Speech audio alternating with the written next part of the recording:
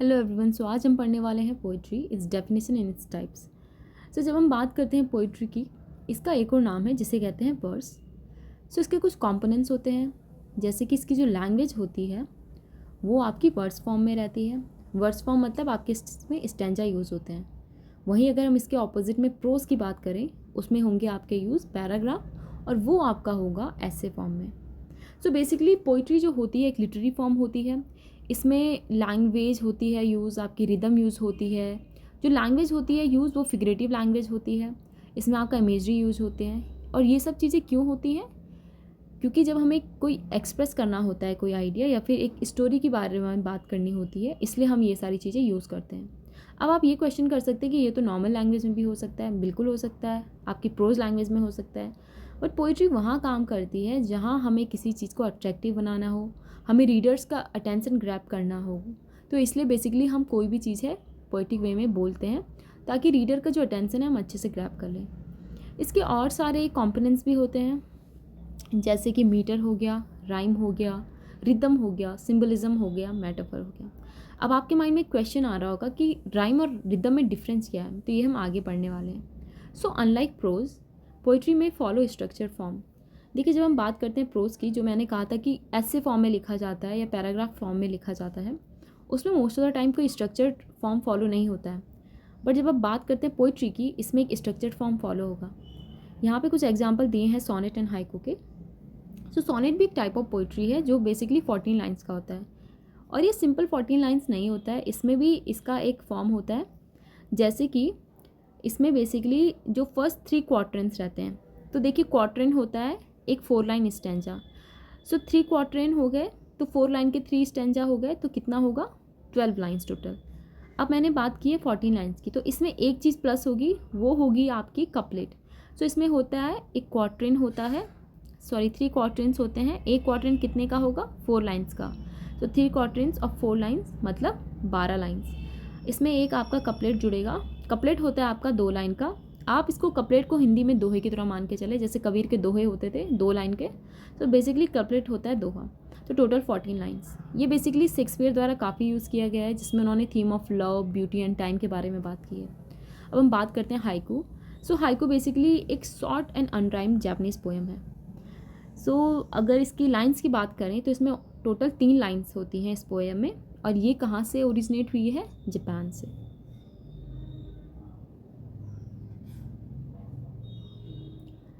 अब आगे बढ़ने से पहले हम और इम्पॉर्टेंट फैक्ट्स हैं उनके बारे में बात करते हैं। सो पोइट्री को हम वर्ड्स भी बोलते हैं। दूसरा चीज़ है कि इसमें जो यूज़ होती हैं लाइन्स, वो स्टैंजा फॉर्म में होती हैं। जैसे मैंने बता दिया है कि इन कॉन्ट्ररी टू प्रोज, जैसे कि प्रोज में क्या यूज़ होता है पैराग्राफ, तो इसमें आपका क्या यूज़ होगी पोइट्री में? इसमें होगा स्टैंजा। और जैसे हमारे इंडियन एपिक्स हैं, या फिर आपने अपने महाकाव्य के बारे में सुना होगा, जैसे कि रामायण है, महाभारता है, सो ये भी एक टाइप ऑफ पोइट्री है। सो किस टाइप ऑफ पोइट्री में फॉल होते हैं? ये आपका फॉल होंगे एपिक पोइट्री में।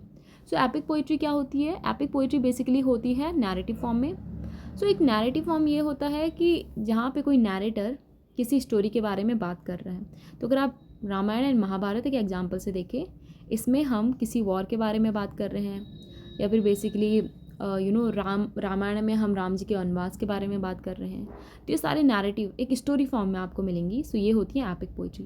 एपिक पोइट्री के और कुछ कैरेक्टरिस्टिक्स हैं, जैसे कि ये सीरियस इन नेचर होती है। इसके जो कैरेक्टर्स होते हैं वो ग्रैंड होते हैं। अब ग्रैंड कैरेक्टर्स का मतलब है ट्रिवियल कैरेक्टर नहीं होंगे। आप कोई नॉर्मल लाइफ से इंसान को नहीं लेके चल सकते हो। आपका जो कैरेक्टर होगा वो ग्रैंड होंगे। फॉर एग्जांपल किंग होगा, या फिर कोई ब्लू बॉर्न होगा, लाइक ब्लू ब्लड होगा, मतलब किसी रॉयल फैमिली से आता होगा। ये सारी चीज़ें होंगी एपिक के फीचर्स। एपिक का एक फीचर ये है कि इसमें tragic part most of the time मिलेगा ही मिलेगा। ये आपका कॉमेडी पे बेस्ड नहीं होता है, बट क्या होता है, ट्रेजिक बेस्ड होता है। अब कुछ की कंपोनेंट्स और टर्म्स है रिलेटेड टू पोइट्री। फर्स्ट होता है वर्स। तो verse, as I have already told, verse आपका पोइट्री ही मान के चल सकते हैं। दूसरा होता है स्टैंजा। अगेन पोइट्री में जो लिखा जाता है जिस फॉर्म में, उससे कहते हैं स्टैंजा। वहीं उसके ऑपोजिट में प्रोस में क्या लिखा जाएगा? पैराग्राफ। ठीक है। सो स्टैंजा में भी मोस्ट ऑफ द टाइम आपको एक रिकरिंग राइम या रिदम मिलेगा। मतलब हमेशा आपको मे बी कोई लाइन है उसका जो लास्ट लेटर है वो हर दूसरी, चौथी, छठवीं लाइन में आ रहा है, सो ये इससे क्या बन जाएगी, एक रिदम बन जाएगी। अब आते हैं हम राइम एंड रिदम पे। सो राइम जो होता है वो बेसिकली होता है repetition of similar sound often at the end of line. जैसे मैंने पहले ही बताया, कोई पोएम पढ़ते हैं तो देखना आपके लाइन के एंड में आपको एक सिमिलर साउंड मिलता रहता है, दूसरी, तीसरी, चौथी ऐसे लाइन में, तो उसको बोलेंगे राइम। और जब हम बात करते हैं रिदम की, सो रिदम होता है pattern of stress and unstress syllable in a poem. अब स्ट्रेस एंड अनस्ट्रेस सिलेबल के बारे में भी हम आगे बात करेंगे, बट बेसिकली जो राइम है आप समझ गए हैं क्या होता है, जो सिमिलर साउंड होता है लास्ट में, और रिदम होता है पैटर्न होता है स्ट्रेस एंड अनस्ट्रेस सिलेबल का। फिर बात करते हैं हम मीटर की। सो बेसिकली मीटर होता है आपका स्ट्रक्चर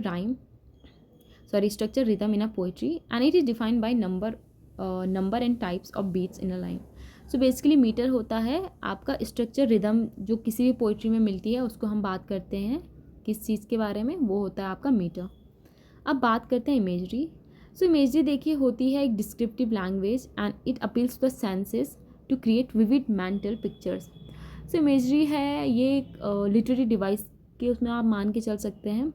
इसमें बेसिकली आपका डिस्क्रिप्टिव लैंग्वेज यूज होती है क्योंकि हमें सेंसेस को अपील करना है जिससे कि हमें पोइट्री इंगेजिंग लगे। फिर होता है आपका सिम्बलिज्म आप ऐसे मान के चलिए कि हम कोई चीज़ होती है, लाइक कोई ऑब्जेक्ट या कोई ह्यूमन बीइंग या कुछ भी चीज़ हम दिखा रहे हैं, उसका एक डीपर मीनिंग होता है।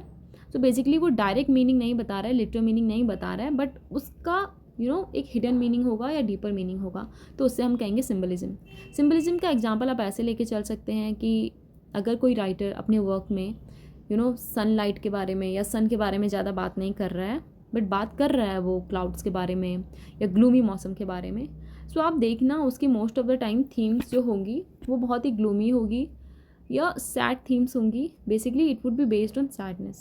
सो ये होता है आपका सिम्बलिज्म। वो क्लाउड्स के माध्यम से या आपका ग्रे स्काई के माध्यम से क्या बताना चाह रहा है, एक ग्लूमी थीम के बारे में बताना चाह रहा है। आगे आते हैं हम मेटाफर। देखिए अब एक और चीज़ है, मेटाफर एंड सिमिली में बहुत लोग बहुत बार कंफ्यूज हो जाते हैं। तो ये बहुत सिंपल है। जो मेटाफर होता है बेसिकली, तो इसमें हम लाइक एंड एज यूज़ नहीं करते हैं। फॉर एग्जाम्पल हम मेटाफर में डायरेक्ट कंपेयर करेंगे टू अनलाइक ऑब्जेक्ट्स को, तो हम बोल देंगे मेटाफर में कि टाइम इज़ अ थीफ। हम ये नहीं बोल रहे हैं that time is like a thief.